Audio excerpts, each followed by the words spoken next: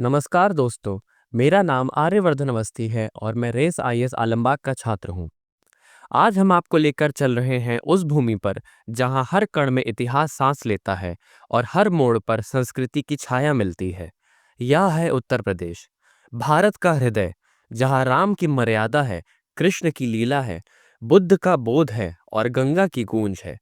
यह सिर्फ एक राज्य नहीं बल्कि एक अनुभव है जो भारत की आत्मा को आकार देता है। उत्तर प्रदेश शब्द दो भावों को समेटे है, उत्तर यानी दिशा और प्रदेश यानी स्थान। यह भारत की उस दिशा में स्थित है जहां सबसे पुरानी सभ्यताओं ने जीवन पाया और सबसे नवीन आंदोलनों ने ऊर्जा। यही वह धरती है जहां ऋषियों ने वेदों की रचनाएं की और संतों ने समाज को भक्ति व ज्ञान से जोड़ा। अयोध्या, जहां श्री राम जन्मे, मथुरा, जहां श्री कृष्ण ने बचपन बिताया, और काशी, जिसे स्वयं शिव ने बसाया। यहीं पर बुद्ध ने सारनाथ में पहला उपदेश दिया और यहीं जैन धर्म के तीर्थंकरों की भी स्मृतियां अंकित हैं। इतिहास के पन्नों को पलटें तो उत्तर प्रदेश हमेशा सत्ता, संघर्ष और संस्कृति का केंद्र रहा है।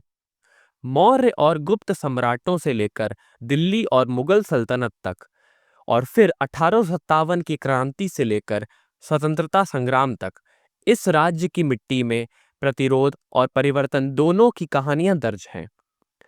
धार्मिक दृष्टि से यह भारत की तीर्थ भूमि है।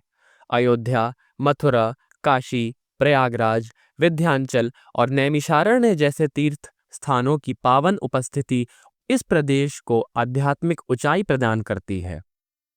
कुंभ मेला, जो प्रयागराज में आयोजित होता है, विश्व का सबसे बड़ा धार्मिक समागम है, जिसमें वर्ष 2025 में लगभग 65 से 66 करोड़ लोग शामिल हुए। भूगोल की दृष्टि से उत्तर प्रदेश की धरती बहुत उपजाऊ है। गंगा, यमुना, घाघरा, गोमती और सरयू जैसी नदियां यहाँ की जीवन रेखा हैं। तराई की हरियाली से लेकर बुंदेलखंड की कठोरता तक, यहाँ प्रकृति अपने अनेक रूपों में विद्यमान है। आर्थिक दृष्टि से उत्तर प्रदेश भारत की उभरती हुई शक्तियों में से एक है।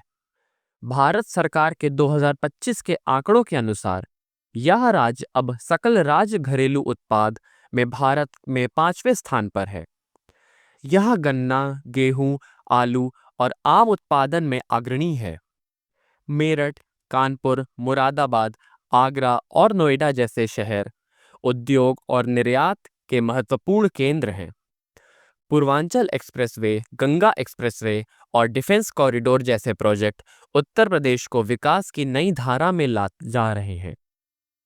राजनीतिक दृष्टिकोण से उत्तर प्रदेश ने भारत को कई महान नेता दिए हैं। पंडित जवाहरलाल नेहरू, लाल बहादुर शास्त्री जी, चंद्रशेखर, डॉक्टर राम मनोहर लोहिया, मुलायम सिंह यादव जैसे नाम इसी धरती से जुड़े हैं। इन नेताओं ने भारत की राजनीतियों और चेतना को दिशा दी। शिक्षा और संस्कृति के क्षेत्र में उत्तर प्रदेश का योगदान ऐतिहासिक है।